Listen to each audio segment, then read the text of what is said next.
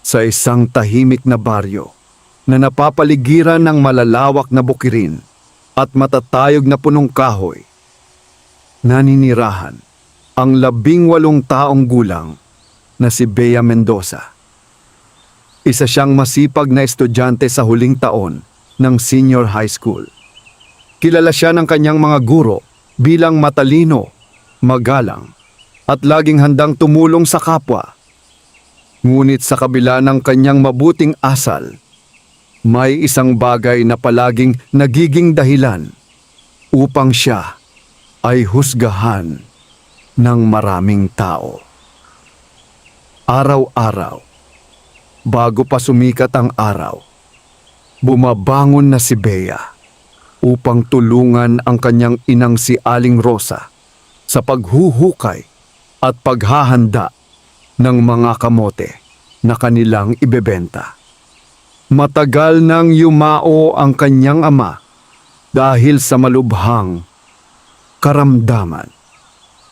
Mula noon, silang mag-ina na lamang ang nagsikap upang maitaguyod ang kanilang pang-araw-araw na pangangailangan at ang pag-aaral ni Bea.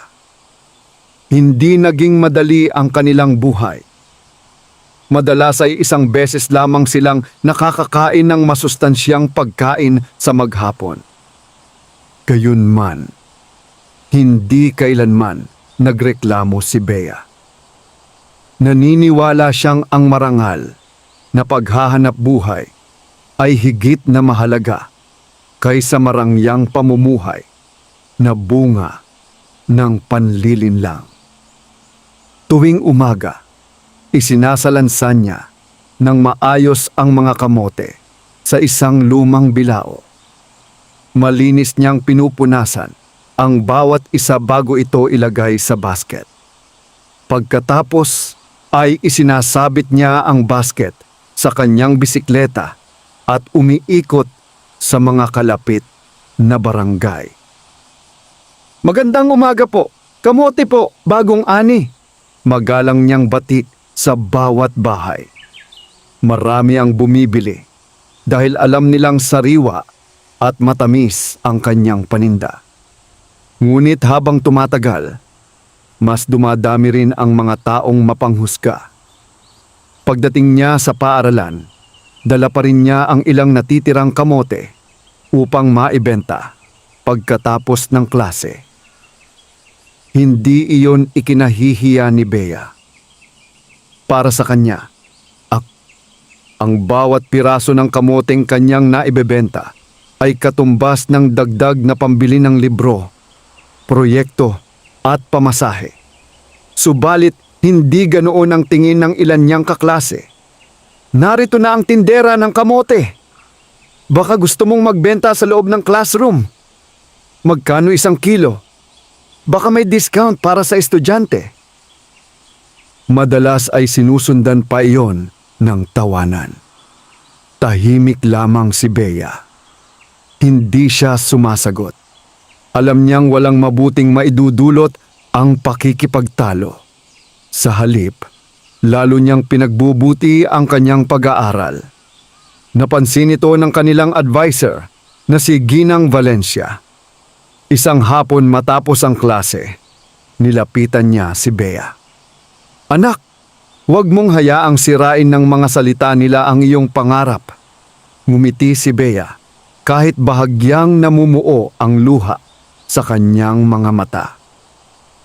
"Hindi po, ma'am. Alam ko pong darating ang panahon na maiintindihan din nila kung bakit ako nagsisikap." Humanga ang guro sa kanyang katatagan. Lumipas ang mga linggo, ngunit hindi tumigil ang pangungutya ng ilang kaklase. Kahit sa social media ay may mga larawang palihim na kinunan habang naglalako siya ng kamote. Nilalagyan pa iyon ng mapanlait na mga caption. May ilan namang naaawa ngunit natatakot magsalita upang hindi sila ang maging susunod na pagtawanan. Isang maulang hapon, matapos ang klase, nagpasya si Bea na dumaan sa kagubatan upang paikliin ang kanyang pag-uwi. Mabigat ang kanyang basket dahil marami pa siyang hindi na ibebenta. Habang naglalakad sa makitid na daan, lalo pang lumakas ang ulan. Sumilong siya sa ilalim ng isang napakalaking punong balete na matagal nang iniiwasan ng mga taga-nayon. Maraming kwento ang nagsasabing may mga nilalang na naninirahan doon, ngunit hindi iyon pinansin ni Bea. Tahimik siyang umupo habang pinagmamasdan ang ulan. Kung sana'y mas marami akong maibenta bukas, mahina niyang bulong. Hindi niya namalayang may isang malamig na simoy ng hangin ang dumaan sa paligid. Bahagyang gumalaw ang mga sanga ng matandang balete kahit halos wala ng hangin. Unti-unting bumalot ang kakaibang katahimikan sa kagubatan. May isang nilalang na matagal nang nagmamasid kay Bea mula sa kailaliman ng matandang puno. Hindi ito lumapit upang manakot. Sa halip, pinagmasdan nito ang dalagang sa kabila ng hirap, panlalait at pagod ay hindi kailanman nawala ang kabutihan ng puso. Sa unang pagkakataon, matapos ang napakaraming taon, nakaramdam ang mahiwagang nilalang ng paghanga sa isang tao. At sa gabing iyon, gumawa ito ng isang pasyang magbabago sa buhay ni Bea magpakailanman. Maaga pa lamang kinabukasan ay nagising si Bea.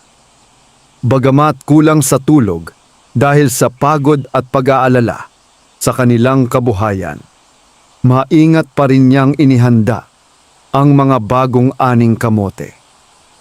Tulad ng nakagawian, nilinis niya ang bawat isa at inayos ang mga ito sa basket bago umalis papuntang paaralan. Habang naglalakad, hindi maalis sa kanyang isip ang kakaibang katahimikan na kanyang naranasan sa ilalim ng matandang balete noong nakaraang hapon. Hindi niya iyon maipaliwanag. Wala siyang nakita, ngunit tila may isang mabuting presensyang nagbabantay sa kanya. Hindi na niya iyon pinagtuunan ng pansin.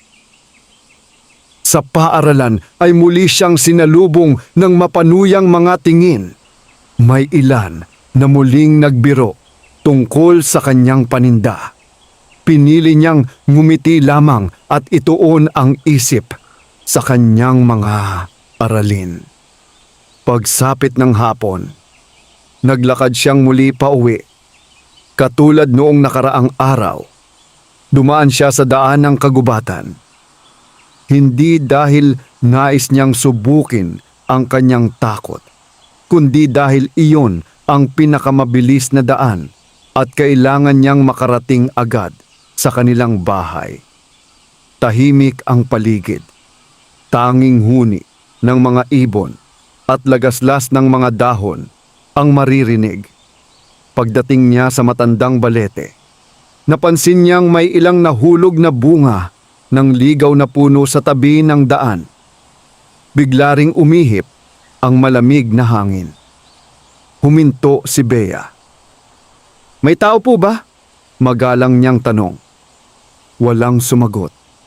Ngunit ilang sandali pa, isang malalim ngunit banayad na tinig ang umalingaw-ngaw sa paligid. Hindi lahat ng nakatira sa kagubatan ay masama. Napalingon si Bea sa iba't ibang direksyon. "Sino po kayo?" Unti-unting lumiwanag ang paligid ng punong balete. Mula sa likod ng napakalaking ugat ay lumabas ang isang napakataas na nilalang. Isa siyang kapre, ngunit hindi siya katulad ng mga kwentong kinatatakutan ng mga tao. Ang kanyang balat ay maputi na tila nahahagip ng liwanag ng buwan. Mahaba ang kanyang puting buhok at balbas na umaabot sa kanyang dibdib. Ang kanyang kasuotan ay yari sa tila hinabing hibla ng mga halaman sa kagubatan. At ang kanyang mga mata ay payapa at puno ng karunungan. Hindi nakakatakot ang kanyang anyo. Sa halip, may taglay itong dignidad at katahimikan. Hindi napasigaw si Bea. Sa halip, ay bahagya siyang yumuko bilang paggalang. Magandang hapon po, napangiti ang mahiwagang nilalang. Matagal na kitang pinagmamasdan. Nagmamasid po. Oo, nakita ko kung paano ka magsumikap. Nakita ko ring pinagtatawanan ka ng mga taong hindi nauunawaan ang tunay na halaga ng marangal na trabaho. Tahimik lamang si Bea. Hindi niya alam kung paano sasagot. Maya-maya ay nagsalita siyang muli. Hindi ko po sila sinisisi. Siguro po ay hindi pa nila nararanasan ang hirap ng buhay. Lalong humanga ang puting kapre. Sa kabila ng lahat, wala kang itinanim na galit. Umiling si Bea. Kung magagalit po ako rin ang mahihirapan. Natahimik ang nilalang. Maraming taon na siyang nagmamasid sa mga tao, ngunit bihira siyang makatagpo ng pusong kasing linis ng sa dalaga. Ako ang tagapagbantay ng kagubatang ito. Wika niya. Hindi ako nagpapakita sa mga sakim o mapagmataas. Napansin ni Bea ang isang maliit na ibong may sugat na nakadapo sa ugat ng balete. Hindi siya nagdalawang isip. Dahan-dahan niya itong pinulot at binalot ng malinis na panyo. Kumuha siya ng kaunting tubig sa kanyang bote at pinatakan ng tuka nito. Tahimik lamang na pinagmamasdan iyon ng puting kapre. May dala ka ng kaunting pagkain. Ibinabahagi mo pa. Ngumiti si Bea. Lahat po ng nilalang ay gutom din. Sa sandaling iyon ay tila mas luminaw ang paligid. Unti-unting namukadkad ang ilang ligaw na bulaklak sa paanan ng punong balete. Lumakas ang malamig na simoy ng hangin. Bea! Mahinahong sabi ng puting kapre. Ang kabutihan ay laging may kapalit. Ngunit hindi ito dumarating sa oras na inaasahan ng tao. Tahimik na nakinig ang dalaga. Hindi kita tutulungan upang yumaman agad. Nagulat si Bea. Hindi ko rin yun hinihiling. Alam ko. Ngumiti ang puting kapre. Tutulungan kitang magkaroon ng pagkakataong mabago ang iyong buhay. Ngunit ang bawat biyayang matatanggap mo ay bunga pa rin ng iyong sipag, katapatan at kabutihan. Bahagyang yumuko si Bea. Maraming salamat po. Sapat na po sa akin ang pagkakataon. Sa unang pagkakataon sa napakaraming siglo, naramdaman ng puting kapre na tama ang kanyang naging pasya. Sa kanyang isipan, nagsimula ng mabuo ang isang lihim na plano.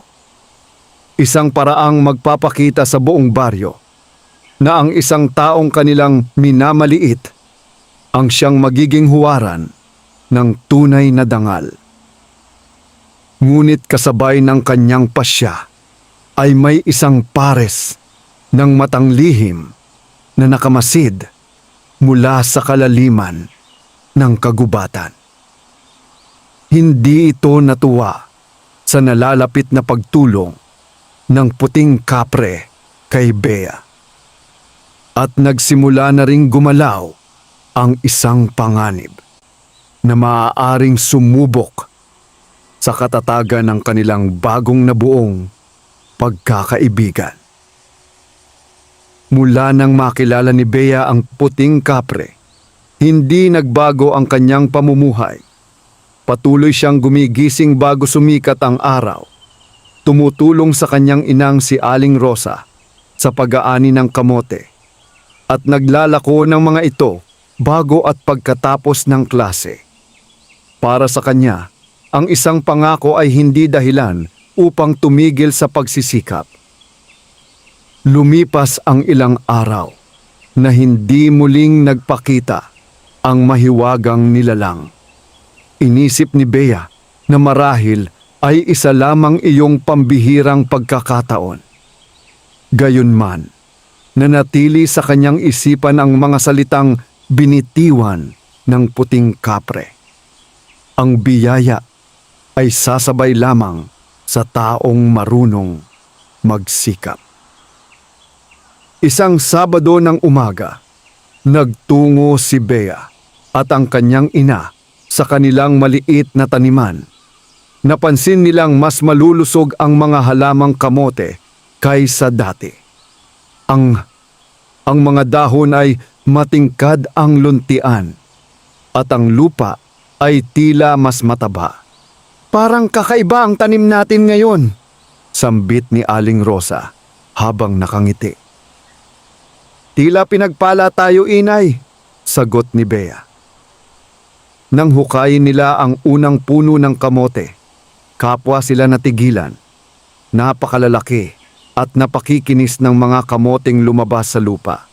Hindi lamang isa o dalawa, kundi halos lahat ng kanilang naani ay higit na malalaki kaysa sa karaniwan. Hindi makapaniwala si Aling Rosa. Sa buong buhay ko, ngayon lang ako nakakita ng ganitong ani.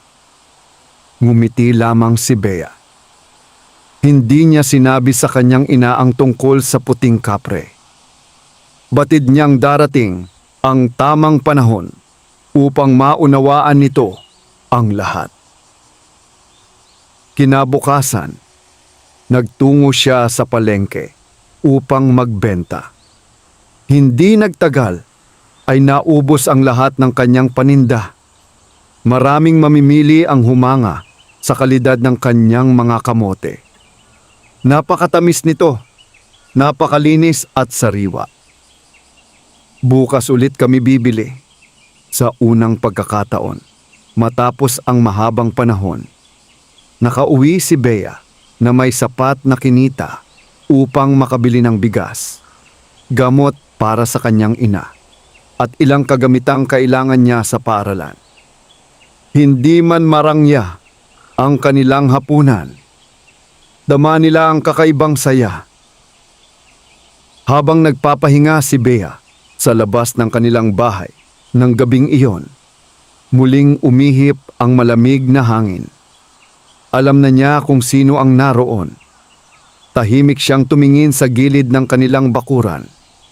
Sa ilalim ng liwanag ng buwan ay nakatayo ang puting kapre. Hindi po ba kayo papasok? Magalang na tanong ni Bea. Umiling ang nilalang. Hindi ako dapat makita ng ibang tao. Maraming salamat po. Huwag mo akong pasalamatan. Naging maganda po ang aming ani. Bahagyang ngumiti ang puting kapre. Hindi ko pinalaki ang inyong kamote. Napatingin si Bea sa kanya. Pinagpala lamang ng kagubatan ang lupang inaalagaan ng mga taong may malinis na puso. Ang sipag ninyo pa rin ang dahilan kung bakit nagkaroon kayo ng magandang ani. Tahimik na yumuko si Bea. Bakit po ako? Matagal na hindi sumagot ang puting kapre. Dahil kahit pinagtatawanan ka ng marami, hindi mo hinayaang maging mapait ang iyong puso. Napabuntong hininga si Bea. May mga pagkakataon pong nasasaktan din ako. Alam ko, tao lamang po ako. Tunay na katatagan ay hindi ang kawalan ng sakit. Ito ay ang pagpili ng kabutihan kahit nasasaktan. Hindi na nakapagsalita si Bea. Bago tuluyang maglaho ang puting kapre, iniabot nito ang isang maliit na butil na kulay pilak. Ipunla mo ito sa tabi ng inyong taniman. Ano po ito?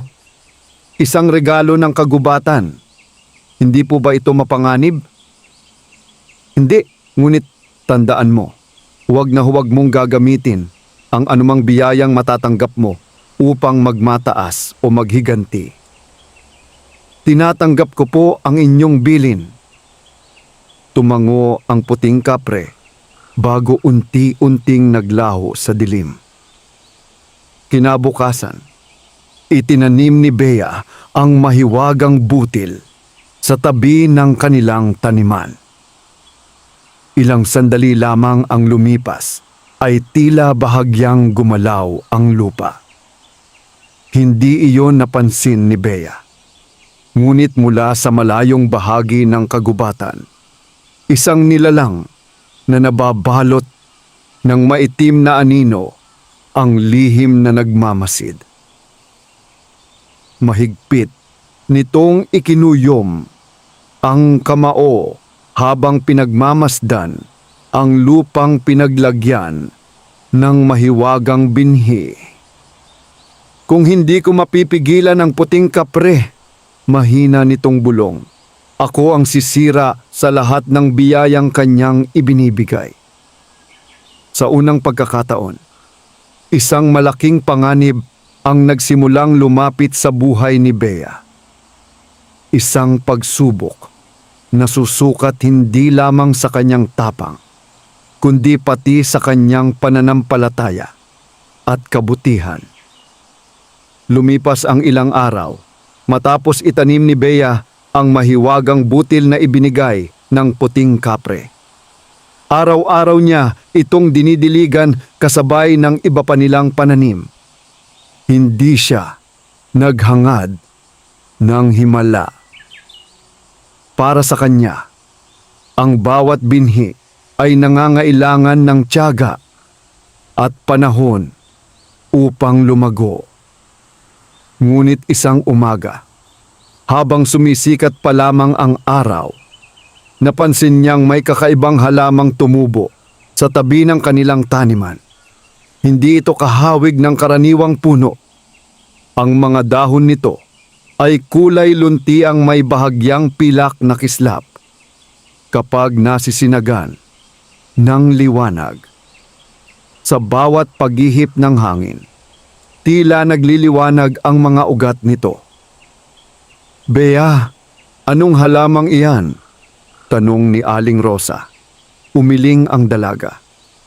Hindi ko rin po alam, inay. Marahil ay may nalaglag na kakaibang binhi mula sa kagubatan. Hindi na nagtanong pa ang kanyang ina. Masaya lamang itong nakitang tila mas lalong sumisigla ang kanilang maliit na bukirin. Mula nang tumubo ang mahiwagang halaman, naging mas mataba ang lupa sa paligid nito. Dumami ang ani ng kamote at naging mas matamis pa ang lasa ng mga ito.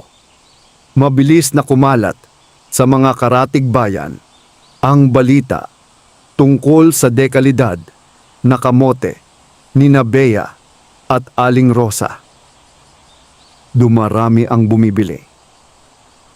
May mga negosyanteng nagsimulang umorder ng maramihan upang ibenta sa palengke ng bayan.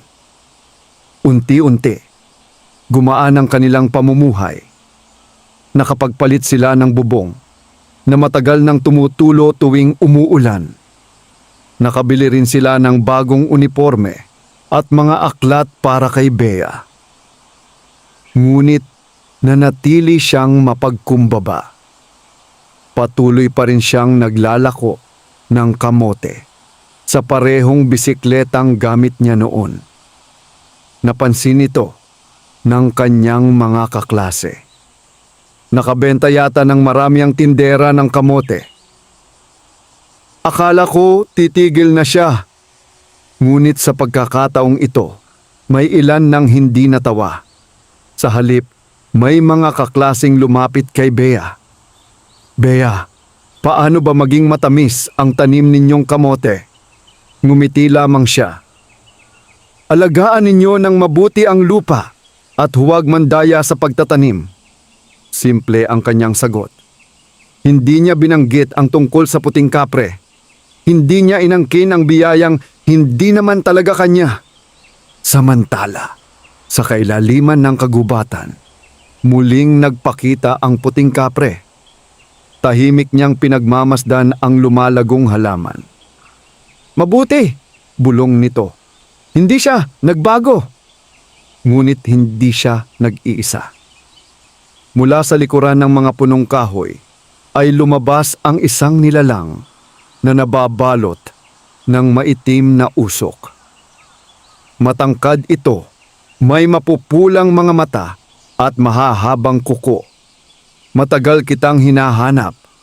Malamig nitong wika. Hindi natinag ang puting kapre. Alam kong darating ka. Tinutulungan mo ang tao. Hindi lahat ng tao ay sakim. Tumawa ang maitim na nilalang. Hindi magtatagal, ipapakita ko sa iyo ang tunay nilang ugali. Hindi mo mababago ang pusong tunay na mabuti. Makikita natin, sa isang iglap ay naglaho ang maitim na nilalang, ngunit naiwan ang malamig na hangin na tila nagbabadya ng panganib. Kinabukasan, isang hindi inaasahang pangyayari ang gumulat sa buong baryo. Maraming taniman ng gulay at kamote ang biglang nalanta sa magdamag. Halos lahat ng magsasaka ay nawalan ng pag-asa. Ngunit nang tingnan ni Bea ang kanilang bukirin, nanatiling luntian at malusog ang lahat ng kanilang pananim. Nagtaka ang mga taga-nayon. Bakit sa kanila lang hindi naapektuhan? May lihim ba silang pataba? May ilan na humanga. Ngunit mayroon ding nagsimulang mainggit. At sa gitna ng lumalaking inggit ng ilan, nagsimula ng mabuo ang isang balak na maaaring maglagay kay Bea at sa kanyang ina sa matinding panganib. Mabilis na kumalat sa buong baryo ang balitang ang taniman lamang ni Bea at Aling Rosa ang hindi naapektuhan ng mahiwagang pagkalanta ng mga pananim. Habang ang ibang magsasaka ay nagdadalamhati sa pagkawala ng kanilang ani, nanatiling luntian at masagana ang maliit na bukirin ng mag-ina. Marami ang natuwa para sa kanila, ngunit mayroon ding mga pusong unti-unting nilamon ng inggit. Isa na rito si Mang Dario, isang mayamang negosyante ng mga gulay at root crops sa kanilang bayan. Sanay siyang siya lamang ang pangunahing pinagbibilhan ng mga mamimili. Ngunit sa pagdami ng bumibili ng kamote ni Bea, nagsimulang bumaba ang kanyang kita. Imposibleng nagkataon lamang ito, sabi niya sa kanyang mga tauhan. May itinatago ang mag-inang iyon. Nagsimula siyang magtanong sa mga taga-nayon. May nagsabing masipag lamang si Bea. May nagsabing pinagpapala sila ng Diyos. Ngunit meron ding nagbulong ng lumang alamat tungkol sa matandang balete sa kagubatan. Lalong naging mausisa si Mang Dario. Samantala, walang kamalay-malay si Bea sa mga usap-usapan. Abala siya sa pag-aaral at sa pagtulong sa kanyang ina. Dahil sa lumaki nilang kita, nakabili sila ng ilang sako ng binhi upang matulungan ang ilang magsasakang nawalan ng pananim. Anak, sabi ni Aling Rosa, kapag ibinigay natin ang mga binhing ito, baka kulangin tayo. Ngumiti si Bea. Inay, kapag tayo lamang ang umasenso habang naghihirap ang ating mga kapitbahay, hindi magiging masaya ang biyayang natanggap natin. Hindi na tumutol si Aling Rosa. Isa-isang ipinamahagi ni Bea ang mga binhi sa mga magsasakang nangangailangan. Hindi siya humingi ng bayad. Ang tanging hiling niya ay gamitin nila ang mga ito ng maayos at huwag mawalan ng pag-asa. Marami ang naantig sa kanyang kabutihan. Maging ang ilan sa kanyang mga kaklase na dati nangungutya sa kanya ay nagsimulang mahiya sa kanilang ginawa. Lumapit si Jasmine, isa sa mga pinakamaingay noon sa panunukso. "Bea, gusto kong humingi ng tawad." Napatingin si Bea sa kanya. "Hindi naging maganda ang pagtrato namin sa iyo." Ngumiti si Bea. "Matagal ko na iyong pinatawad." Naluha si Jasmine. "Salamat." Mula noon ay unti-unting nagbago ang pakikitungo ng maraming estudyante kay Bea. Hindi na nila siya tinatawag na tindera ng kamote upang mangutya. Sa halip, tinatawag nila siya sa kanyang pangalan at humahanga sa kanyang sipag. Ngunit habang lumalawak ang paghanga ng mga tao kay Bea, lalo namang tumitindi ang galit ni Mang Dario. Isang gabi, lihim siyang nagtungo sa kagubatan kasama ang dalawa niyang tauhan. "Hahanapin natin ang lihim ng batang iyon," mariin niyang sabi. Habang papalalim sila sa kagubatan, unti-unting bumigat ang kanilang mga hakbang. Lumamig ang hangin at tila may mga matang nagmamasid sa bawat galaw nila. Nang marating nila ang matandang balete, biglang tumigil ang hangin. Mula sa likod ng napakalaking puno ay lumitaw ang isang matayog na nilalang, ang puting kapre. Tahimik lamang itong nakatayo, ngunit sapat na ang presensya nito upang manginig sa takot ang dalawang tauhan ni Mang Dario. "Umalis kayo!" Malalim ngunit kalmadong wika ng puting kapre. Ngunit sa halip na umatras, nagmatigas si Mang Dario. "Hindi ako alis hanggat hindi ko nalalaman ang lihim ng inyong kapangyarihan." Tumingin sa kanya ang puting kapre. Walang lihim na maaaring angkinin ng taong inuuna ang kasakiman. Sa sandaling iyon, biglang umihip ang malakas na hangin. Yumuko ang mga sanga ng balete at tila nabuhay ang buong kagubatan. Sa takot, nagtakbuhan ang dalawang tauhan ni Mang Dario. Ngunit nanatili siyang nakatayo, bagaman nanginginig ang kanyang katawan. Hindi pa niya alam na ang kanyang pagpasok sa sagradong bahagi ng kagubatan ay nagising ang isang mas matandang kapangyarihan. Isang kapangyarihang matagal nang natutulog at ngayon ay nagsisimula ng magbukas ng mga mata. Hindi makatulog si Mang Dario matapos ang kanyang pagharap sa puting kapre. Sa tuwing ipipikit niya ang kanyang mga mata, bumabalik sa kanyang isipan ang matayog na anyo ng mahiwagang nilalang at ang malamig nitong titig na tila nakababasa ng laman ng kanyang puso. Ngunit sa halip na matakot at magbago, lalo lamang tumindi ang kanyang pagnanais na matuklasan ang pinagmumulan ng biyayang natatanggap ni Bea. Samantala, payapa ang umaga sa tahanan ni Bea at Aling Rosa. Habang naghahanda ng almusal, napansin ni Bea na masigla na ang kanyang ina. Ang dating madalas na pananakit ng katawan nito ay tila unti-unti nang nawawala.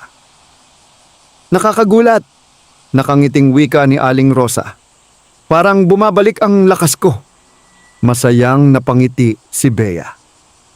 "Marahil po ay dahil hindi na tayo gaanong nag-aalala." Pagkatapos ng almusal ay nagtungo siya sa paaralan. Sa unang pagkakataon, sinalubong siya ng mga kaklaseng may paggalang. "Magandang umaga, Bea. Salamat sa mga binhing ibinigay mo sa aming pamilya. Masarap talaga ang kamote ninyo. Hindi na siya ang sentro ng panlilibak. Unti-unti, napalitan iyon ng paghanga. Gayunpaman, nanatili siyang mapagpakumbaba. Hindi ako ang dapat pasalamatan. Nasa sipag at pagtutulungan pa rin ang tunay na bunga. Pagsapit ng hapon, muli siyang dumaan sa kagubatan. Sa ilalim ng matandang balete ay naghihintay ang puting kapre. "Alam kong darating ka," sabi nito. "May problema po ba?" Tumango ang puting kapre. May isang kapangyarihang nagising dahil sa kasakiman ng isang tao. Tahimik na nakinig si Bea. "Matagal nang may nagbabantay sa kagubatang ito bago pa ako." Nagulat siya. "Hindi po kayo ang pinakamatandang tagapagbantay?" "Hindi." Itinuro ng puting kapre ang pinakamatandang bahagi ng kagubatan, kung saan nakatayo ang isang napakalaking puno na higit na mas matanda kaysa sa balete.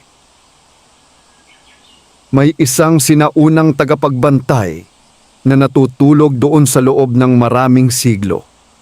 Hanggat payapa ang puso ng mga tao, hindi siya nagigising. Ano pong mangyayari kapag nagising siya? Susukatin niya ang kabutihan at kasamaan ng bawat pusong lalapit sa kagubatan. Naramdaman ni Bea ang bahagyang kaba. Mapanganib po ba siya? Hindi sa mga taong may malinis na hangarin. Natahimik ang dalaga. Naalala niya ang sinabi ng puting kapre noong una silang nagkita, na ang kagubatan ay kumikilala sa tunay na pagkatao ng tao. Maya-maya ay inilabas ng puting kapre ang isang maliit na kwintas na yari sa kahoy. Nakaukit dito ang isang dahon at isang ugat na magkakaugnay. Ito ay isang panandang ibinibigay lamang sa mga taong pinagkakatiwalaan ng kagubatan. Hindi agad ito tinanggap ni Bea. "Hindi po ba ako karapat-dapat?" Ngumiti ang puting kapre. Ang taong nagtatanong kung karapat-dapat siya ay mas karapat-dapat kaysa sa taong naniniwalang nasa kanya na ang lahat. Dahan-dahang tinanggap ni Bea ang kwintas. Pagkasuot niya nito ay nakaramdam siya ng kakaibang init sa kanyang dibdib. Hindi ito masakit. Sa halip, tila nagbibigay ito ng lakas at kapanatagan. Ang kwintas na iyan ay hindi nagbibigay ng kapangyarihan, paliwanag ng puting kapre. Ipinaaala-ala lamang nito na ang tunay na lakas ay nagmumula sa kabutihan, katapatan at paggalang sa kapwa. Tumango si Bea. "Iingatan ko po ito." Sa di kalayuan, isang pares ng mapupulang mata ang lihim na nagmamasid. Ang maitim na nilalang na matagal nang nagbabalak hadlangan ang puting kapre ay nakita ang pagkakaloob ng kwintas. Huli na ang lahat, malamig nitong bulong. "Kapag naisakatuparan ko ang aking plano, mawawala ang tiwala ng mga tao kay Bea." Unti-unti, itong naglaho sa dilim. Habang sa baryo ay nagsisimula ng kumalat ang isang mapanirang tsismis, isang kasinungalingang maglalagay sa pangalan ni Bea sa pinakamabigat na pagsubok sa kanyang buhay.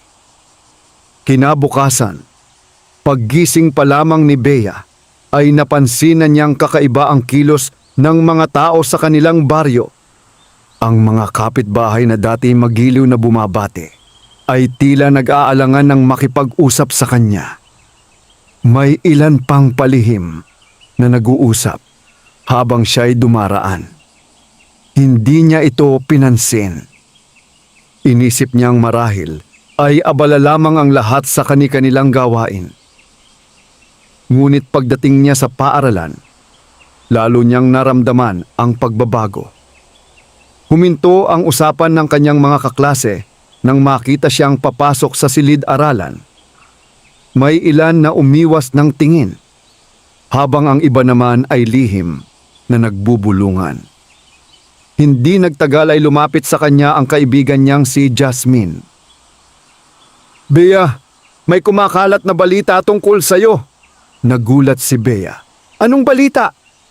"May nagsasabing ang magandang ani ninyo ay bunga raw ng pakikipagkasundo mo sa isang nilalang sa kagubatan. Sinasabi nilang gumagamit ka raw ng mahika." Tahimik na napayuko si Bea. Hindi siya nagalit. Sa halip ay nalungkot siya. Hindi dahil sa mga paratang, kundi dahil alam niyang may mga taong madaling maniwala sa kasinungalingan. Maging ang ilang magulang ng kanyang mga kaklase ay nagsimulang magbala sa kanilang mga anak. "Huwag kayong masyadong lumapit kay Bea. Baka madamay pa kayo." Ang mga salitang iyon ay tumimo sa puso ng dalaga. Ngunit pinili pa rin niyang magpatuloy sa kanyang pag-aaral at pagtitinda ng kamote. Pag-uwi niya ng hapong iyon, nadatnan niyang may ilang mamimili na umatras matapos marinig ang tsismis. "Pasensya na, Bea," sabi ng isang matandang babae. "Hindi ko alam kung ano ang totoo." Ngumiti lamang siya. "Nauunawaan ko po." Pag-alis ng mga mamimili ay tahimik siyang umupo sa ilalim ng punong mangga sa kanilang bakuran. Lumapit si Aling Rosa at hinawakan ang kanyang kamay. "Anak, alam kong masakit." Tumango si Bea. "Pero hindi po ako susuko, inay. Alam ko pong darating din ang katotohanan." Nang gabing iyon, nagtungo siyang muli sa matandang balete. Naroon ang puting kapre na tila matagal nang naghihintay. "Alam mo na ang nangyayari," wika nito. "Opo." "Nagagalit ka ba?" umiling si Bea. "Nasasaktan po ako pero ayokong magalit." Napangiti ang puting kapre. "Iyan ang pinakamahirap na tagumpay, ang mapanatiling malinis ang puso kahit dinudungisan ang iyong pangalan." "Ngunit paano ko po mapatutunayan ang katotohanan?" "Tandaan mo, Bea, ang katotohanan ay hindi kailangang isigaw. Ipinakikita ito ng panahon at ng mabubuting gawa." Tahimik na tumango ang dalaga. Sa sandaling iyon ay umihip ang banayad na hangin. Mula sa mga sanga ng matandang balete ay dahan-dahang nalaglag ang ilang puting dahon. Isa sa mga ito ay dumapo sa balikat ni Bea.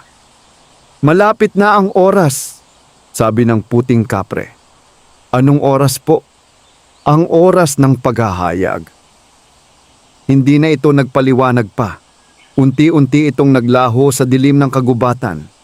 Samantala, sa kabilang dako ng baryo, lihim na nakikipagpulong si Mang Dario sa maitim na nilalang. "Ayaw ko na lamang siyang siraan," sabi ni Mang Dario. "Gusto kong tuluyan siyang mawala sa baryo." Ngumiti ang mahiwagang nilalang. "Kung ganoon, ihanda mo ang iyong sarili.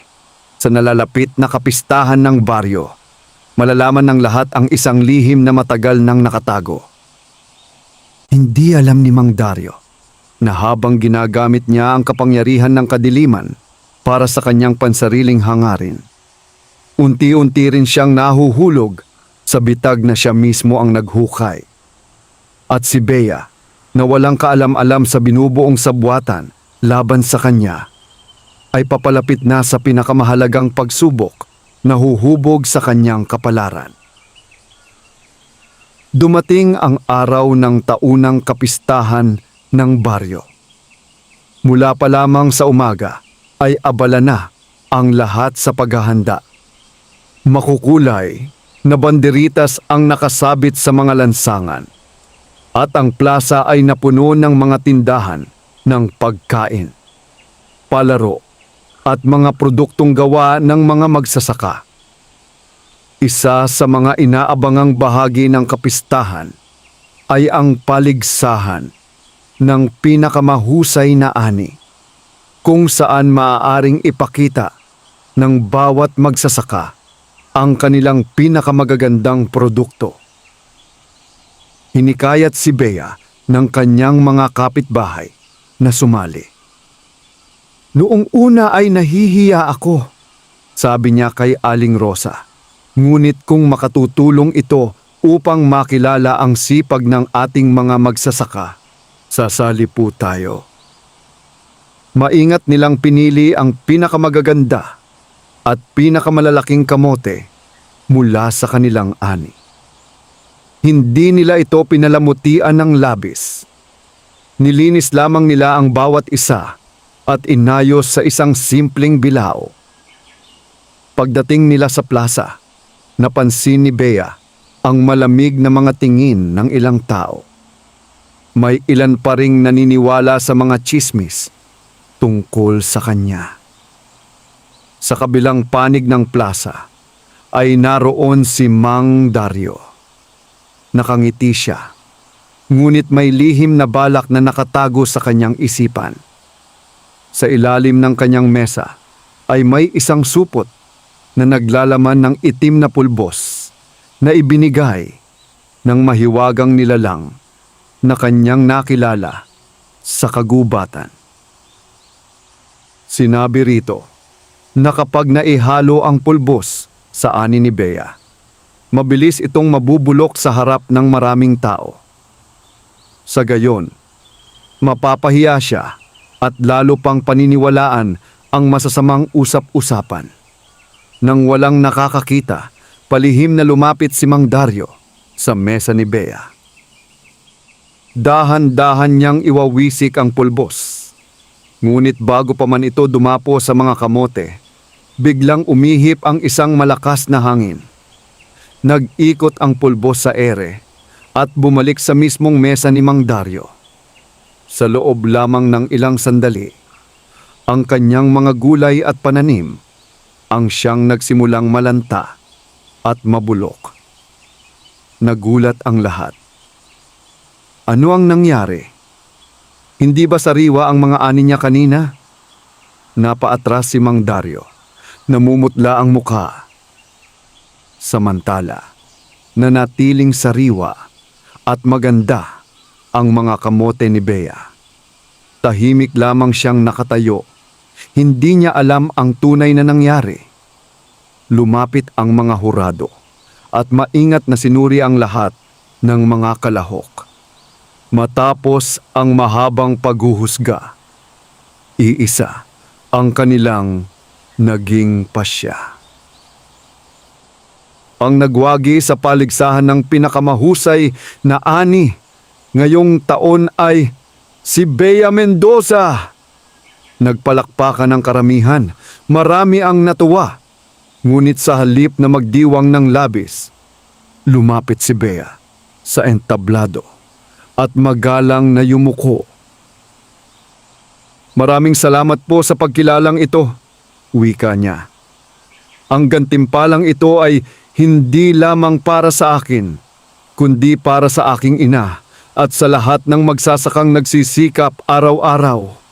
Ang tagumpay ay hindi nasusukat sa dami ng ani, kundi sa katapatan ng taong nagtatanim.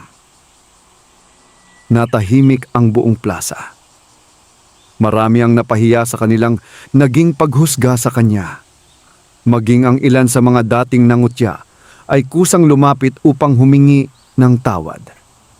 Tinanggap ni Bea ang kanilang paghingi ng paumanhin nang walang pag-aatubili. Ngunit habang abala ang lahat sa pagdiriwang, may isang tao ang tahimik na umalis sa plaza. Si Mang Dario.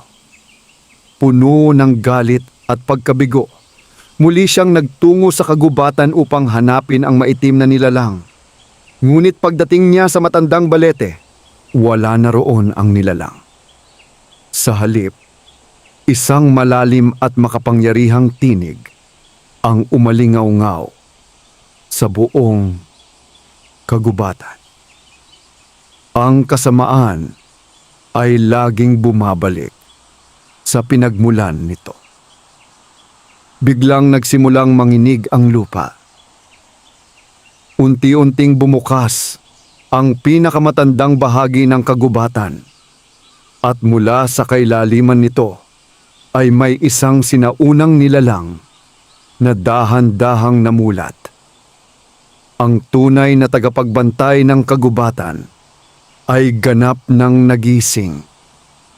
Kumalat sa buong baryo ang balita tungkol sa tagumpay ni Bea sa paligsahan ng pinakamahusay na ani.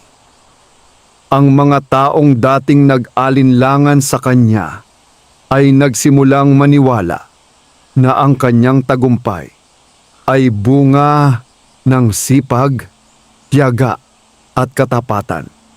Unti-unti ring nawala ang masasamang usap-usapan. Ngunit sa kailaliman ng kagubatan, hindi pa tapos ang lahat. Matapos magising ang sinaunang tagapagbantay, naging kakaiba ang kapaligiran. Mas malamig ang simoy ng hangin. Mas maliwanag ang liwanag ng buwan. At tila naging mas buhay ang bawat puno at halaman. Isang gabi, muling tinawag ng puting kapre si Bea. Tahimik siyang nagtungo sa matandang balete. Naroon ang puting kapre, ngunit ngayon ay hindi na siya nag-iisa. Sa kanyang tabi ay nakatayo ang isang matandang nilalang na higit na matangkad kaysa sa kanya. Ang buhok nito ay kasimputi ng ulap at ang kanyang mga mata ay tila naglalaman ng karunungan ng maraming siglo. Hindi ito nakakatakot. Sa halip, dama ni Bea ang kakaibang kapayapaan sa presensya nito. Bea, wika ng puting kapre. Siya ang unang tagapagbantay ng kagubatang ito. Magalang na yumuko si Bea. Magandang gabi po, ngumiti ang matandang tagapagbantay. Maraming taon nakitang pinagmamasdan, anak. Nagulat si Bea. Po, ako? Oo, hindi lamang mula nang makilala mo ang puting kapre. Maging noong bata ka pa, tahimik siyang nakinig. Nakita namin kung paano mo inalagaan ang iyong ina, kung paano mo tinulungan ang mga kapwa mo magsasaka, at kung paano mo pinatawad ang mga taong nanakit sa iyong damdamin. Napabuntong hininga si Bea. Hindi po ako perpekto. Walang taong perpekto, sagot ng matandang tagapagbantay. Ngunit ang tunay na kabutihan ay nakikita sa taong patuloy na gumagawa ng tama kahit walang nakakakita. Pagkatapos ay iniunat nito ang kanyang kamay. Lumitaw ang isang maliit na sisidlang yari sa malinaw na kristal. Narito ang hiwaga ng bukal ng kagubatan. Tiningnan iyon ni Bea. Ano po ang dapat kong gawin? Dalhin mo ito sa inyong bukirin bukas, bago sumikat ang araw. Ibuhos mo ang tubig sa gitna ng inyong taniman. Hindi po ba ito para lamang sa amin? Umiling ang matandang tagapagbantay. Hindi. Nais naming maging biyaya ito para sa buong baryo. Napangiti si Bea. Iyon din po ang aking nais. Lalong humanga ang dalawang tagapagbantay. Samantala, hindi kalayuan sa kanila. Nakikinig si Mang Dario. Nakita niya ang sisidlan at muli siyang nilamon ng kasakiman. Kapag nakuha ko ang sisidlang iyan, bulong niya, ako ang magiging pinakamayamang tao sa buong lalawigan. Kinabukasan, bago pa sumikat ang araw, nagtungo si Bea sa kanilang bukirin dala ang sisidlan. Ngunit habang ibubuhos na sana niya ang tubig, biglang sumulpot si Mang Dario. Inagaw niya ang sisidlan at mabilis na tumakbo. Hindi mo ito karapat-dapat na angkinin, sigaw niya. Hindi siya hinabol ni Bea. Sa halip, sinabi lamang niya, "Mang Dario, hindi pa huli ang lahat. Isauli ninyo iyan." Ngunit hindi siya nakinig. Sa pagmamadali niyang tumakas, nadapa siya sa isang malaking ugat ng puno. Nahulog ang sisidlan. Sa halip na mabasag, kusang bumukas ito. Ang malinaw na tubig ay dumaloy sa lupa at kumalat sa buong bukirin. Sa isang iglap, nagsimulang sumigla ang tuyong lupa ng buong baryo. Ang mga nalalantang pananim ay muling nabuhay. Ang mga punong halos matuyo ay muling nagkaroon ng sariwang dahon. Nasaksihan ito ng maraming taga-nayon. Napaluhod si Mang Dario. Ngayon niya naunawaan na ang biyaya ng kagubatan ay hindi maaaring angkinin ng isang taong sakim. Samantala, tahimik na tumingin si Bea sa malayong kagubatan. Sa ilalim ng sinag ng umaga, nakita niyang nakangiti ang puting kapre at ang sinaunang tagapagbantay. Alam niyang malapit nang matapos ang kanilang paglalakbay. Ngunit mayroon pang isang huling aral na kailangang matutuhan ng buong baryo. Isang aral na magbibigay ng ganap na pagbabago sa kanilang buhay. Sumikat ang araw na tila mas maliwanag kaysa sa mga nakaraang umaga. Ang buong baryo ay nagising sa isang tanawing matagal na nilang ipinagdasal. Ang mga bukirin ay muling nabuhay. Ang mga halamang dati nalalanta ay naging luntian at ang mga puno ay namunga ng sagana. Nagtipon ang mga taga-nayon sa gitna ng plaza upang pag-usapan ang himalang kanilang nasaksihan. Ngunit iisa lamang ang pangalan na paulit-ulit nilang binabanggit. Si Bea. Hindi dahil siya ang pinakamayaman. Hindi dahil siya ang may pinakamalawak na bukirin. Kundi dahil siya ang taong hindi nagbago kahit dumating ang biyaya sa kanyang buhay. Habang nag-uusap ang mga tao, lumapit si Mang Dario sa harap ni Bea at Aling Rosa. Wala na ang dating kayabangan sa kanyang mukha. Ang kanyang mga mata ay puno ng pagsisisi. Sa harap ng buong baryo ay lumuhod siya. "Bea, patawarin mo ako!" Nagulat ang lahat. "Siniraan kita. Nainggit ako sa iyong tagumpay. Sinubukan kong kunin ang biyayang hindi naman para sa akin." Natahimik ang buong plaza.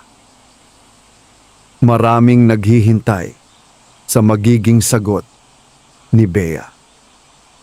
Lumapit siya kay Mang Dario at marahang inalalayan itong makatayo. Hindi mababago ng galit ang nakaraan. Napatingin si Mang Dario sa kanya. Ngunit mababago ng kapatawaran ang hinaharap. Hindi na napigilan ni Mang Dario ang kanyang pagluha. Salamat. Mula noon ay ipinagbili niya ang ilan sa kanyang mga ari-arian at ginamit ang salapi upang tulungan ang mga magsasakang nawalan ng kabuhayan. Tinuruan din niya ang mga kabataan ng wastong paraan ng pagtatanim at nangakong hindi na muling uunahin ang kasakiman. Samantala, dahil sa sipag at tiyaga ni Bea at Aling Rosa, lalo pang umunlad ang kanilang maliit na sakahan. Sa halip na magtayo ng malaking negosyo para lamang sa kanilang sarili, itinatag nila ang isang samahan ng mga magsasaka. Dito ay malayang naibabahagi ang mga binhi, kaalaman at kagamitan sa sinumang nangangailangan. Maraming pamilya ang muling nagkaroon ng pag-asa. Maraming kabataan ang nakapagpatuloy sa pag-aaral. At unti-unting nakilala ang kanilang baryo bilang isang pamayanang nagkakaisa at nagtutulungan.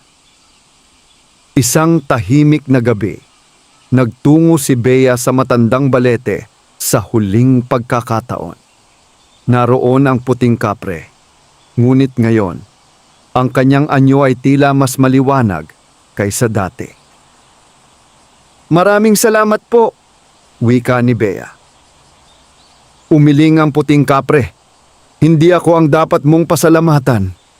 Kayo po ang tumulong sa amin. Nagbukas lamang ako ng isang pinto." Napangiti si Bea. "Ikaw ang naglakad papasok." Natahimik siya. "Natapos na ang aking tungkulin." Nagulat si Bea. "Aalis na po kayo?" Tumango ang puting kapre. Ang kagubatan ay nangangailangan lamang ng tagapagbantay kapag nalilimutan ng tao ang kabutihan. Ngunit sa ngayon, ang pinakamahalagang tagapagbantay ay nasa puso na ng mga taong natutong magmahal, magpatawad, at magtulungan. Unti-unti siyang napalibutan ng maputing liwanag. Bago siya tuluyang maglaho, sinabi niya ang kanyang huling habilin. "Bea, tandaan mo, ang tunay na kayamanan ay hindi ginto, salapi o masaganang ani. Ito ay ang pusong marunong magbahagi kahit kaunti lamang ang mayroon."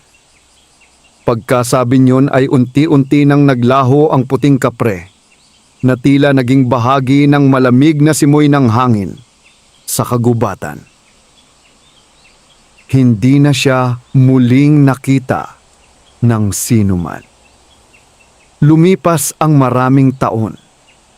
Nakatapos si Bea ng pag-aaral at naging isang guro sa kursong agrikultura.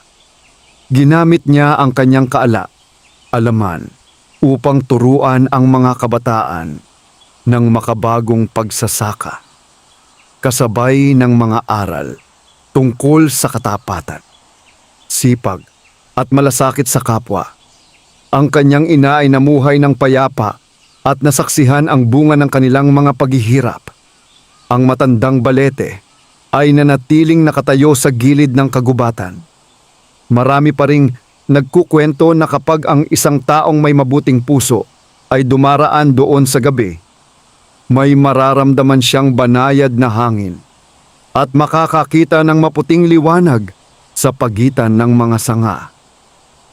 Sinasabi ng matatanda na iyon ang tahimik na pagbabantay ng puting kapre, hindi upang magbigay ng kayamanan, kundi upang paalalahanan ang bawat tao na ang kabutihan, sipag at kababaang loob ang tunay na himalang kayang magbago ng buhay. Ang marangal na paghahanap buhay ay hindi dapat ikahiya. Ang taong nagsisikap ng may katapatan, nagpapatawad sa halip na maghiganti, at handang magbahagi ng kanyang biyaya sa kapwa, ay tumatanggap ng mga pagpapalang higit na mahalaga kaysa anumang kayamanan. Ang tunay na himala ay nagsisimula sa isang pusong nananatiling mabuti sa kabila ng lahat ng pagsubok. Wakas.